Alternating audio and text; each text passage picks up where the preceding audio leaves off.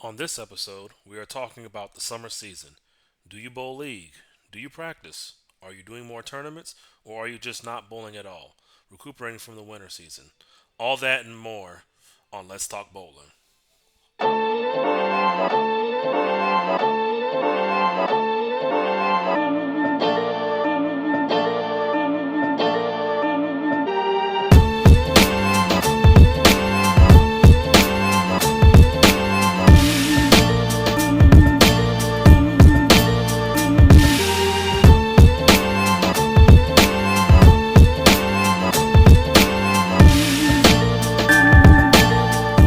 Welcome all to the second episode of Let's Talk Bowling, where we talk about everything bowling, anything love bowling, anything bowling ball, bowling techniques. It's anything bowling, we're going to talk about it here on this channel, pretty much. But today we are focused on the summer leagues. Summer leagues. Are they important? Do they help? Do you bowl in any? That's what we want to know.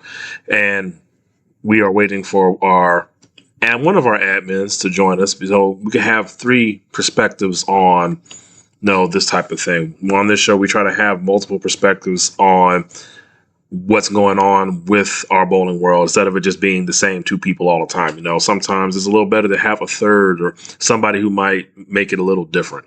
So that's what we're going to be talking about today.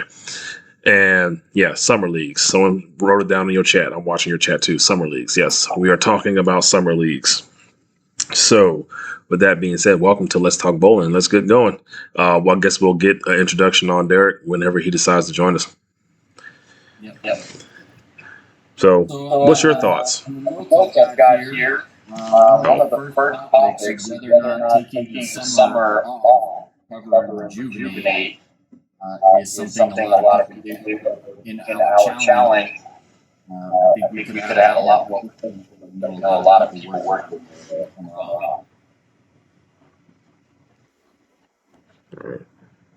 Sorry, I had to invite somebody.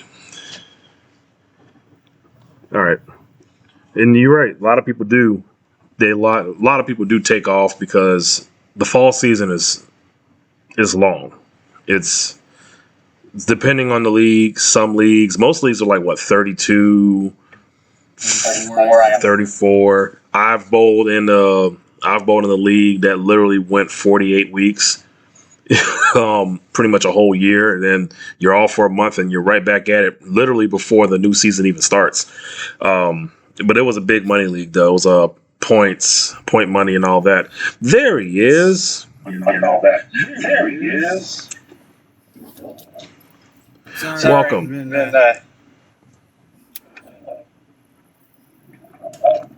Apparently, I was still getting an echo.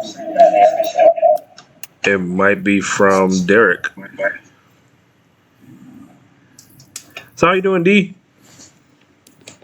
So Good. we just started the intro, but we want you to go ahead and introduce yourself for those of y'all who are watching the podcast. This is Mr. Derek Parsons, and we'll allow you to take it from there. So go ahead and talk about yourself, Derek. Give us an introduction, who you are, where you're from, history of you bowling, and what you think we should know.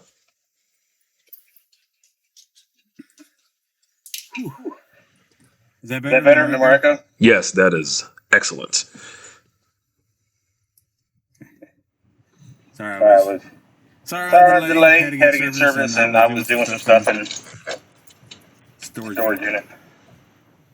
We were just going to give you the opportunity to introduce yourself, tell us where you're from, a little bit of your bowling background. This is My name is Derek. Derek. I live in Hilliard, Florida. Florida. Well, Well, out out of of Yulee Yulee Lanes for Yulee Yulee Bowling. Bowling.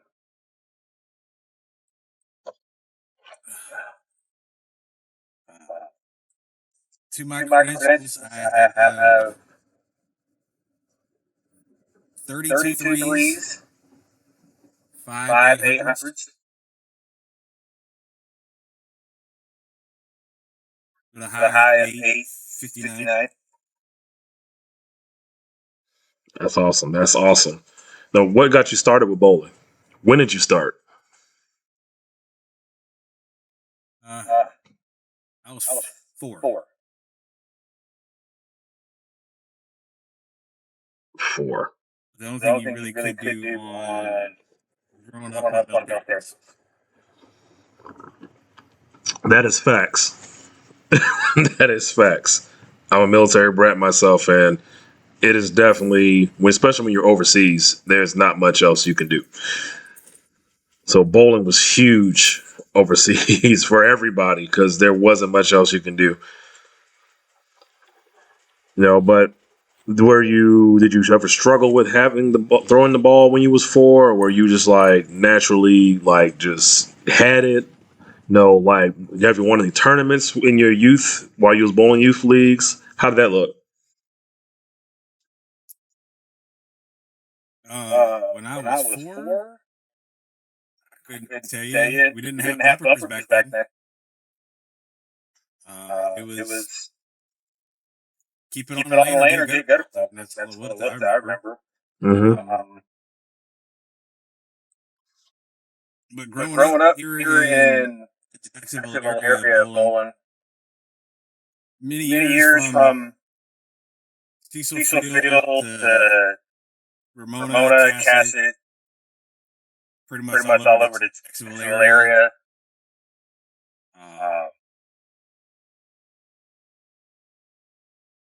And several city tournaments, JJBTs, which is Jacksonville Junior Bowling Tour, several state tournaments. 4 or 5 with Mike Lester. Growing up, we won several tournaments, doubles, state, city. Was part of the first inauguration years of Junior Gold. You're one of the OGs of Junior Gold bowling. Back in 97, 98 when it started.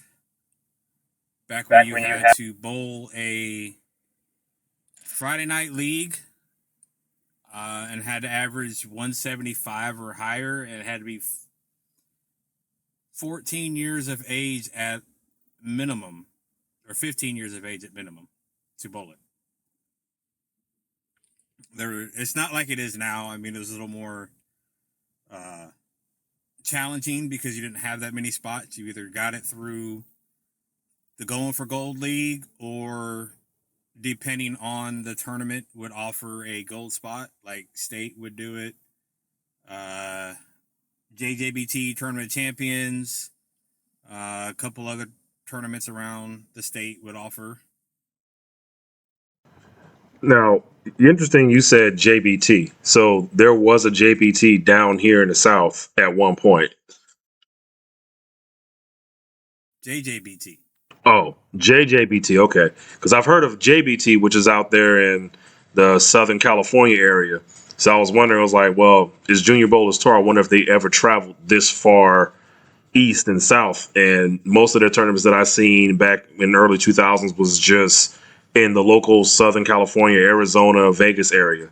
So that's what I thought you were saying, because that'd have been neat. And I would have wondered, why would they stop coming this far?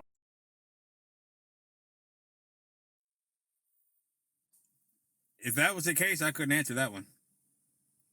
It was kind of like Yaba. Yaba was the thing, and then all of a sudden it went away. And then USBC came, and then they took away this. We used to get rings for free, and now you get one lifetime. So it's just a change of the sport. I had, so I shot my first 300 in youth bowling. So I have a YABA youth 300 ring. I never had the pleasure, so I have no idea what that looks like. You're gonna have to send me a picture of it. That is awesome. That is awesome that you did that. This is real bowling gold right here. No, so starting from, how old were you when you said you shot? When I shot my first 300? Yeah.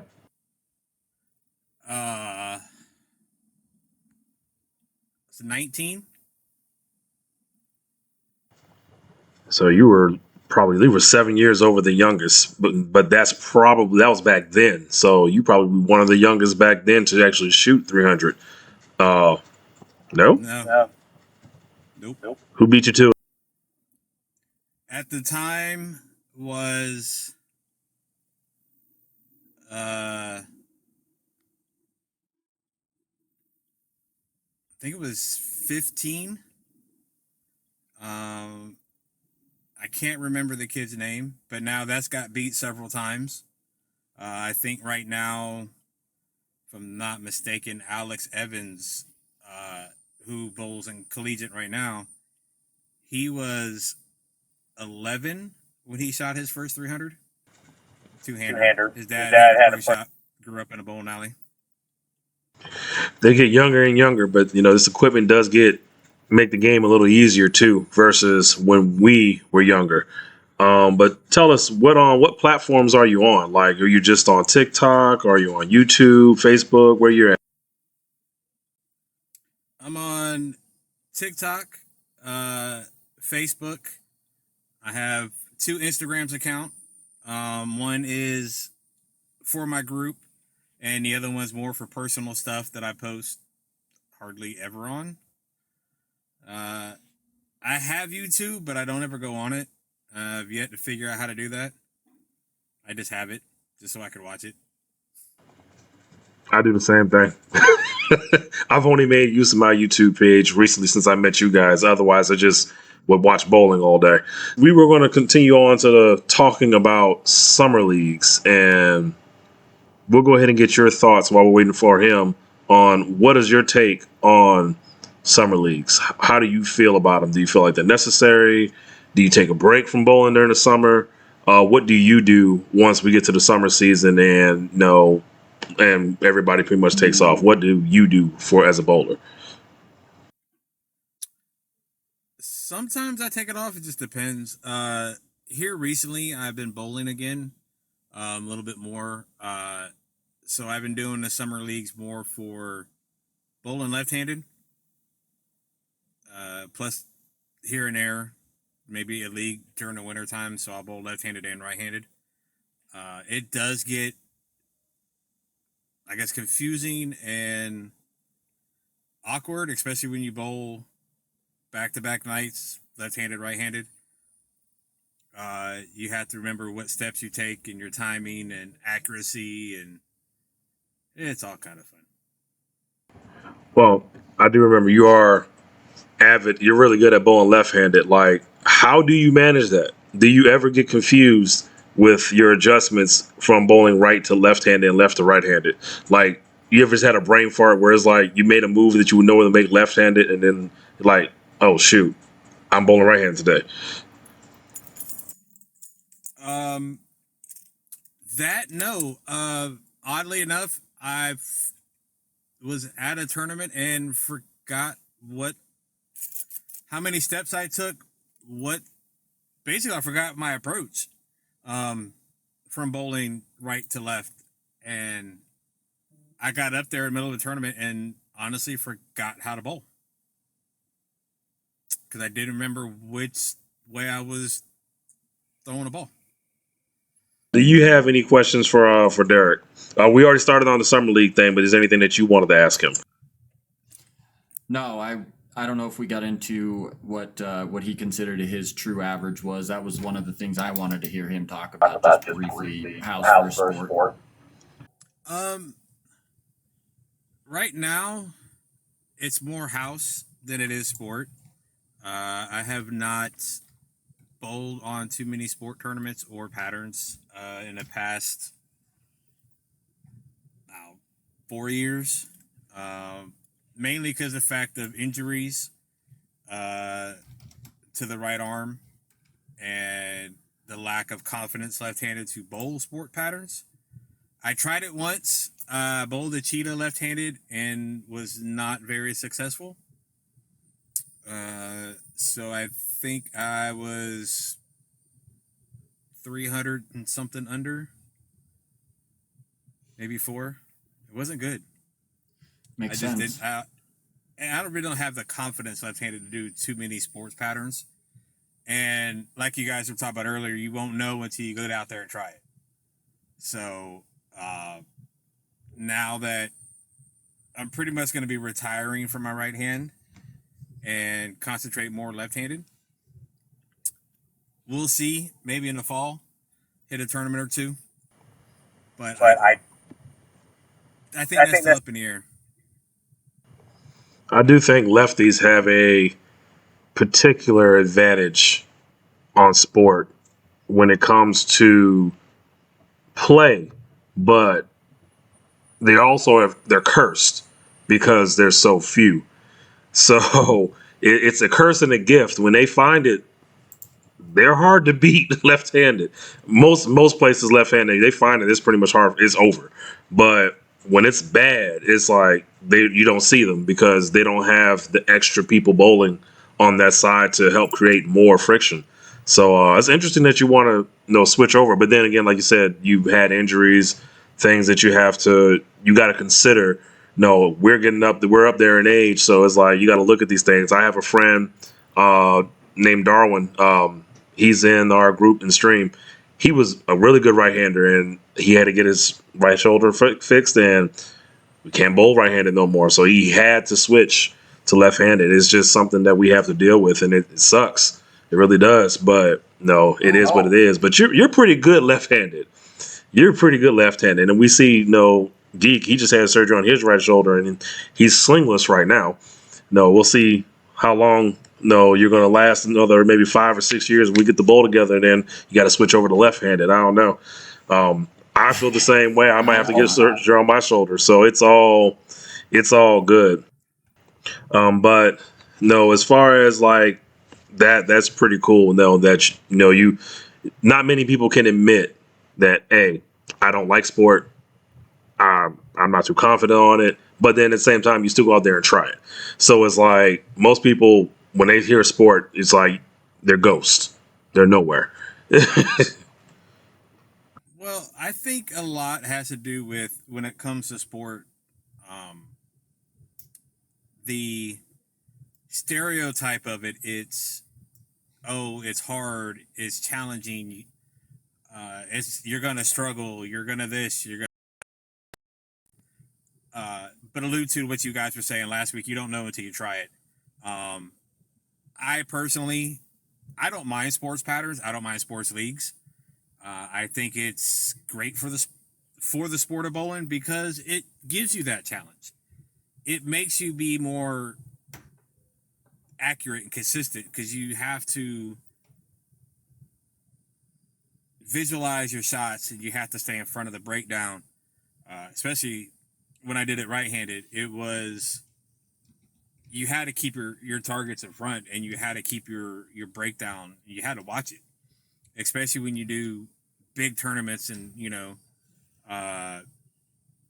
I've had the luxury of bowling out on some of the big boy stops and the U.S. Open and Masters. And let me tell you, those patterns, the U.S. Open's not a joke. It is a rough kick in the butt. Like, it will humble you faster than nationals will ever humble you. Because you never know. It could be short and it could be flat. It could be medium and flat. There's no in between when it comes to that.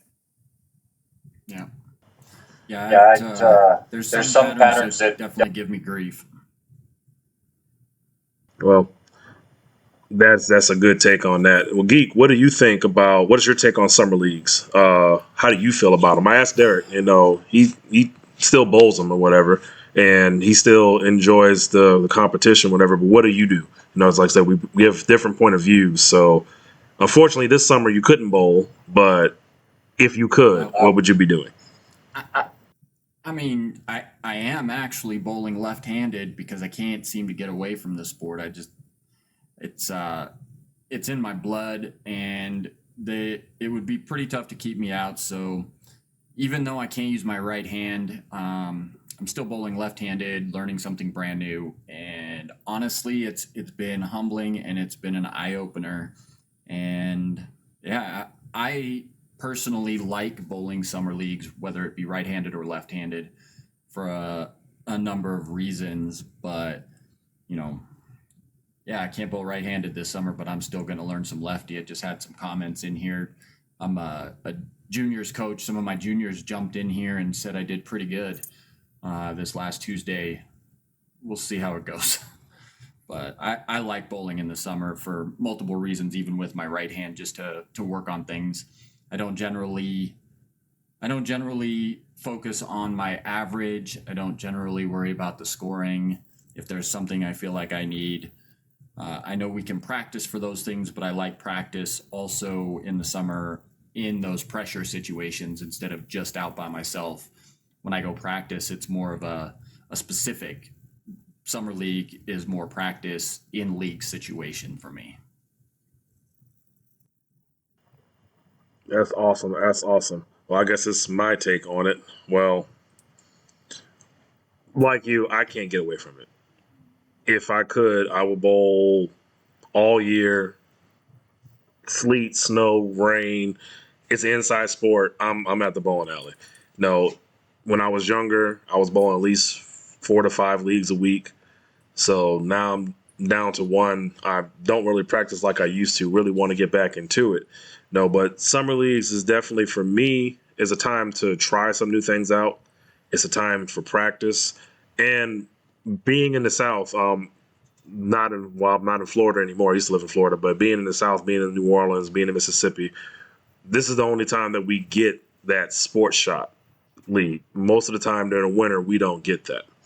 So, especially in my state, the last 3 or 4 years, they've ran sports shot during the summer. They don't do it during the wintertime. And the one time that they did, once COVID hit, because it was a really good league, COVID hit, it dismantled the league and never came back. So it was like, all right. So I personally like the challenge of sports shot leagues. I like house shot leagues too, but in my bowling career, I've always found that I am a much better bowler when the terms are harder. No, I've always found a way to captivate and dominate on harder patterns or when the shot gets hard versus when the shot's easy. I've bowled in numerous tournaments where it's like, especially like travel league, everybody's struggling when the shot is hard. I'm shooting 650, 700 plus. And everybody's like, man, that pattern was hard. What were you doing different? And I'm like, I don't know. But then when it's easy, I'm nowhere to be seen. I can't seem to make a wrinkle in the scores. Like I'm not even dominant. No, but it's just always been a thing with me where bowling and bowling on harder patterns has always been something that I could just do. I could just figure it out. So with the last few summers, that's what I've been doing, just bowling every year in the sports shot league. The only reason why I'm not doing it this year is because our Monday night kind of technician person, let's just say I didn't want to deal with bowling on a sports shot with having to worry about whether they actually re-oil the lanes or strip them or anything like that. So I was like, you know what? This is the first time I'm actually not going to bowl it. And it's, trust me, it bothers me that I am not doing it because it's normally a tradition for me. But if they did have one during the Winter League, I probably would bowl that versus bowling regular house because I like the challenge. No, I like to see everybody struggle. I like to be the first one to figure it out and then, dominate off of it. So during summer, that's my thing is with summer leagues being down here and having only sports shots. That's the one thing I do. I don't even worry about the house shot leagues. Like the league I'm in now, it's still on a challenge pattern. So I'm not bowling on something super easy, but challenge patterns, like you said before, they're just modified house shots. So I'm not getting that need to fill in for that really challenging thing. So that's for me, that's what I see summer as. It's my sports shot season. And until I can get into a place where they have a sports shot league during the winter, it will forever be my sports shot season. And then I go into the new year and, well, of course, where he's at, and Colorado seems to have everything. Seem to have everything. It's just, y'all just blessed with the bowling stuff. I don't know. But what do you guys do for as far as tournaments during the summer? And that's also true. You have nothing better to do while we're looking at the beach and water. Sorry, I had to bring that up. You were snowed in while we were over here looking at sunshine. But with all that being said, guys, we're coming up almost on our time. Derek, what do you hope to gain just bowling left-handed this summer season for the fall season coming up once we finish up the summer leagues?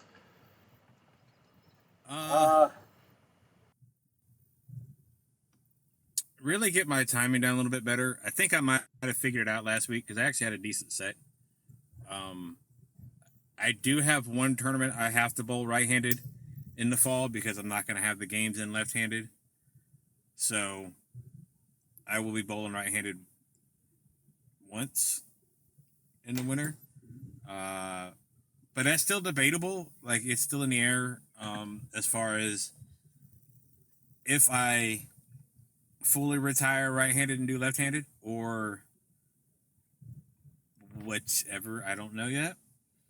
There's still time to choose, but I think I might just stay left-handed because honestly, my goal for myself right now is to shoot an honor score left-handed, whether it be 300 or 800. That's pretty much going to be my goal. Like, if it happens, it happens. If it don't, it don't. I don't know. How close have you gotten? 79. Okay.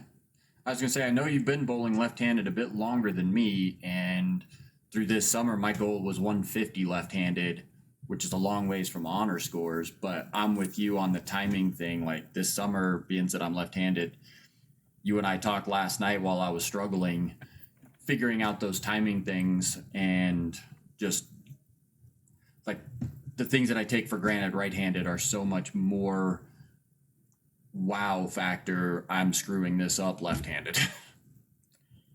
Ball speed, especially if you're not used to it. Now, over the years, I have goofed off left-handed growing up, working in bowling centers. So bowling lefty for me kind of came a little easier than most because you have that goof off time where you can bowl left-handed or do goofy stuff as a mechanic because you just want to play around. So I picked up things left-handed, but then when I fully switched because of an injury, it kind of came a little easy. I just basically took everything right-handed and flipped it left. Yeah. Minus the approach because I throw a 5-step right-handed and a 4-step left-handed because I feel in a 4-step I'm more comfortable, my timing's better, I can release the ball better. Went down to Kegel and Randy, God rest the man's soul, he was absolutely shocked that I threw the ball the way I did with only just switching a few months into it. But he's known me for years growing up in the pro shops and having as my ball rep for a few years when he was still with Ebonite. And so he knew how I threw the ball right-handed. And when I switched to left-handed, he just was disgusted how easy I picked it up and how smooth I throw the ball. And a lot of people said I throw the ball smoother left-handed than I do right-handed because I'm not trying to force it. It just feels more natural. As Geek and I were talking about, the release and the rev rate is more. It's almost easier left-handed than it is right-handed. I don't know why. It just is. Like, you can get out of the ball cleaner left-handed, and the rotation you have left-handed is way easier to create than it is right-handed. I think I have a theory on that. That is something that is very interesting that you guys said. And it's not even a theory. It's kind of it's dealing with muscle. It's dealing with fluidity of the muscle. You don't use your left hand as much versus your right hand.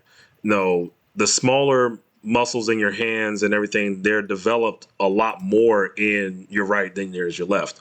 So it's like you see a big cock diesel strong dude, they walk like this. So if you can imagine that down to your wrist, the muscles in your right hand versus the muscles in your left hand, they're stronger, but stronger doesn't mean flexible. And in order to create revs, you got to have that snap at the bottom of the release. And it's a lot easier to snap something that's not as stiff versus something that's like super strong because you seem to overdo it. It's like you said, it feels natural because it's just coming off your hand. I mean, if you look at runners, sprinters versus long distance, sprinters are built, they're stronger, they're built for that quick speed and burst. But if you go longevity, they can't keep up with long run. They're slimmer, so they're much more flexible, and they can do it for a much longer time. If you try to get a sprinter to run with a marathon with a long distance runner, they'll not die, but they won't make it. They won't make it. And it's kind of the same thing. It's I've noticed too. I don't throw left-handed at all. Every time I do, it goes straight in the gutter. So if I have to, I guess I will learn. But like, I drive left-handed, and I have way more control over the car left-handed than I do right-handed. I don't even put my right hand on the wheel, but I'm right-handed. So it's kind of the same thing. It's like that. It feels better to me just driving left-handed, and I'm not even left-handed, versus driving right-handed, which is the actual dominant hand. Sometimes it's just that extra flexibility you have to create that rev rate. So that's probably what you guys are feeling, and that's why it feels so much better, because it doesn't feel muscled. No, which you helped me with yesterday, Derek, when you had said something about relaxing my hand. And because I was stuck in the ball last night. I could not get out the ball clean. And it wasn't that I couldn't just get it off my hand. It was like the stuff residue from me cleaning the ball was on my hand. It just was extra stuck. But I took what you said and really thought deeper into it, and just completely relaxed my hand without even trying. And what I got out of it wasn't the getting the ball off my hand cleaner. Everything went limp. Like, everything was easier. It was like, wait, this feels so much better than when I normally grip on the ball, because I try not to, but it's a habit. I do it out of habit. So at the bottom of the swing, I'm always grabbing. And then when I come through, it's like, okay, yeah, I got a lot of revs on the ball, but then it's not where I want it. Last night, after you said that, and I actually like just really just relaxed, I put literally every shot in the same spot. And it was so easy when I just relaxed. It's like there was no tension at all. I was like, wow, this is what I've been missing. And it took 20 something years to get to. But it is just to add into like what you guys on left hand. When you relax and allow yourself to just roll the ball, everything comes a lot easier. So for me, that's what I want to get, even bowling in this league at the end of this summer season. That's what I want to get down pat, is just staying completely and totally relaxed in the ball. Yeah. One of the things that I Go ahead, Derek. Coaching over the years, like you had mentioned last week, I am a bronze level certification. And over the years of coaching, when trying to explain how to get out of the ball clean, I've used is just relax your hand. Because when you relax your hand, everything else, like you were saying, gets more relaxed. So you're more fluent on the release because you're not as tense. Your body's more relaxed. So when you come out of the ball, when you're relaxed, it feels easier. Like you're not trying as much. But when you do try to get into the ball, 90% of the time, you're either going to grip it too much, which you're either going to pull it, or you're going to throw it too hard, or you're going to miss right, and hopefully it comes back if there's not a hang-up spot. Yeah. There's pros and cons of digging into the ball. And when you're more relaxed and releasing it, everything feels more natural coming off your hand and with your swing because it's more fluent. There's no force behind it. Yeah. Yeah, which I catch myself doing learning left-handed. When I start grabbing the ball, I instantly throw it in the right-hand gutter because my thumb just pushes it that way. It's like it just if I just let go, the ball goes up the edge, comes into the pocket, and then all of a sudden I do this, and ball goes that way. Yeah. So I think we all have our goals and everything that we want to do for the summer season. So Derek, like, is there anybody that you want to shout out?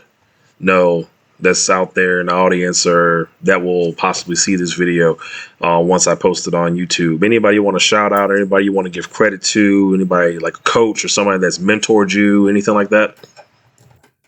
Well, my coaches are pretty much they don't have TikTok. They might be on Facebook. They're more or less up in high 70s, early 80s range. So And mentor wise, I mean, I gotta give some credit where credit's due on with some people. Mike Lester, keeping me. Don't give that guy any credit. Huh? Don't give that guy any credit. 40 years of friendship, I got to give him something. So I mean, we've been bowling together since we were kids, and now that we bowl together now, so we kind of push each other in different ways. Yeah, I'm bowling with my brother and my niece during the summer. He's bowling with some other people, but we still talk about, shooting, scores, release. He'll walk down and watch me bowl. He's like, "Why are you doing that? Quit. Go back to doing what you're doing." So I'll give him credit's due. We work on each other a lot. We push each other, motivate each other. My niece, Danny Lester, she is another one that will watch out for you when she bowls. She actually went to Weber University for bowling. Oh, snap. So, there you go. Yeah, she has top notch. Her bowling knowledge is way more than ours. Like, it is ridiculous how much she knows, and it is insane. Makes us kind of look like we're still in youth bowling trying to figure it out. Yeah. I definitely know that feeling. I've got a couple of college bowlers here with me. Yeah, Weber International does it. They do it right. I can't knock what they're doing. One of our members on our stream page, we was talking about him a couple of days ago. We call him Moose. His name is Adam Atkins. He's bowled with them for a while, and he's transferred schools, but dude is a monster. And it's like whatever they're doing, like, I'm surprised they haven't taken over the whole national championship, NCAA, just win every single year, because their kids, when they leave, are not even next level. It's like I don't know how to describe it. It's just on a whole different level when they come out, but they're just good. So I would love to go there just to get a coaching class and see what I would learn. The coaching classes are costly. Hey, it seems like it's worth it. It's like $500 for a day, or $750 for a day for 8 hours. To go on with the Weber thing, and look at who's came out of there. You got Verity Crowley. Mm-hmm.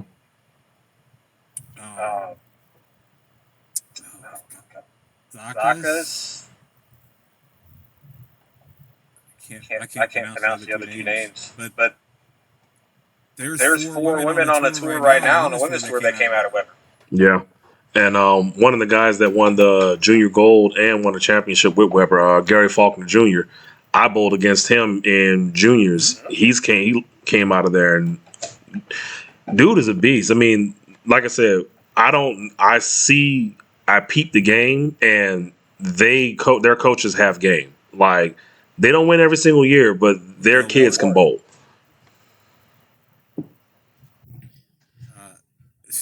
I bowled with Chris Lowshetter. He was on tour for a while. He was a junior gold champion.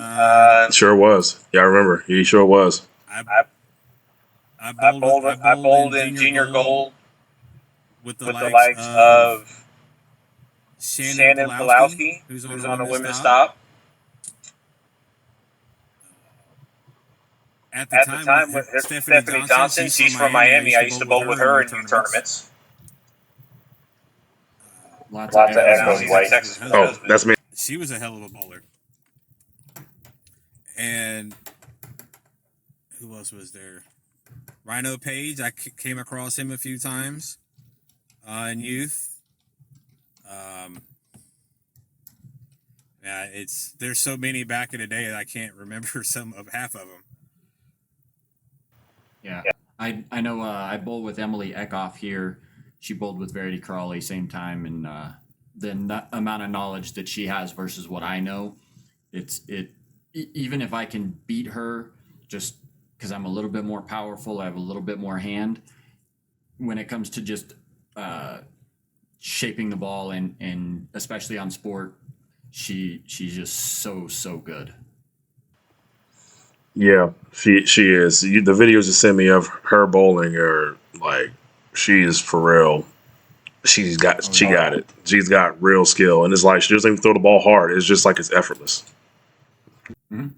Yep, beautiful. It's a What's that puzzle? perfect form that we can't duplicate. Sometimes I try, and it's fun to watch her. No, we also have Kat in the building talking about Taylor Buthius. I'm not sure who that is, but I know there's a lot of people coming out of that school. But Taylor Buthius, do you know who that is? Derek? Doesn't ring a bell. She's on tour. We would have to look her up. With that being said, though, closing topics. Next week, we will be doing another one with our other admin, Miss Black Swan herself, Elena Reed. And next week's topic, well, Geek, I'll let you go ahead and introduce the topic because you've had some issues earlier. Yeah, that's all right. I'm not too worried about it. I think I know where the issues came from. It took me a minute to sort out, but next week will be better. Dwight and I talked about what next week's topic was going to be, and we alluded to some of it through this conversation about summer leagues and what you look to get out of the summer leagues. One of the things you do in summer, sometimes you skip bowling altogether on leagues and you just practice.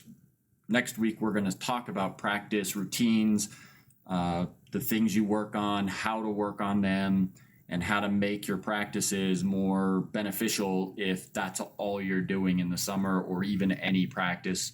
Rather than just going out and trying to score, we're going to dive into people's practice routines and the benefits of doing it the right way. Heard that. Well, with that being said, we're going to go ahead and close out. Derek, one more time, give everybody your platforms and whatever you have to say. One more thing I forgot to mention too. It just like came in the back of my head. One of the things we talked about, you said last week about your averages. My high average when I was very competitive, I think at highest was 235, and that was second year in adults, straight out of youth. And that's when I was shooting pretty decent in a lot of houses around. So there was that. The list of things. It's kind of like in my head all of a sudden. Okay. Yeah, 235. You're, like I said, you're an awesome bowler. No, we definitely had to have you on here because your knowledge is definitely up there, and your experience. You've been doing it. You can thank that guy for that. Okay. But man, we appreciate this. And in 2 weeks, we won't be doing it on Friday. We'll be doing it on a Thursday because I will be attending my first nationals. So I will go live from the room so we could do this, talk and continue it going without having to skip a beat. But it will be from a different locale. And I will give my updates on top of whatever our topic is of what my first experience was, because this will be my first time bowling in that type of arena. But it's been on my bucket list. It's something that I've been looking forward to, but that's in 2 weeks. Next week, we got Black Swan. And until next time, this is Go Time signing off. My boy Geek down here and Mr. Derek Parsons. We'll see y'all next week. And y'all have a good time. Deuces. Out.